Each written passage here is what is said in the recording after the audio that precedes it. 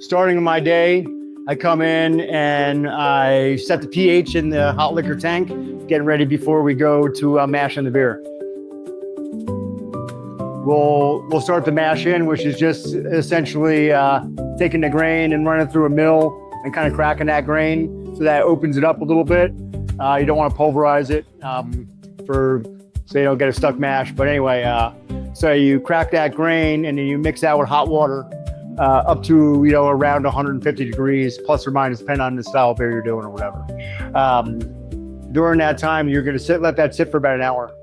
All the amino acids and the proteins and the carbohydrates are all getting broken down to simpler forms so that when you're ready to boil and ready to ferment, they'll all be ready to go. So that's the beginning of my day. So that'll sit for an hour. Then we'll sparge, which is basically just washing that grain with more hot water and transferring it into the kettle, to the brewing kettle.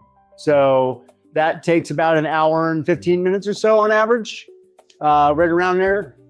We usually move at a pretty steady pace, the same steady pace every time. The brew itself will boil for anywhere from an hour to an hour and a half, and on the style of beer. This is where you're going to add all the hops in.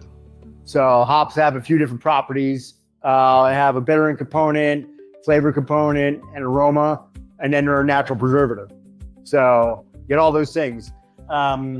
So during that time, you're getting all those hops in there. Like today's beer is a Hefeweizen. We put some hops in the very beginning of that sparge. We're doing that, and you get a little bit of that bitterness just to balance out that sweetness of all that natural sugars from the malts, from the malted barley. And what we're getting ready to do now is we're getting ready to transfer out of our whirlpool over here, and we're going to add the yeast at this point too. So we're going to come out of our whirlpool here, go through our heat exchanger, and you're just pushing in cold water here. You're going to open that up probably all the way. And so hot wort going in, cold water going in the other way, just basically exchanging the heat of that and down to the temperature we want to be at, which today is 70 degrees. So we're going to go into our fermenting vat. And this is where we're gonna oxygenate over here. We just finished sanitizing this, and we're gonna add our yeast as well. And this is gonna take about 5 to 6 days to ferment out, and then we'll be ready to start processing.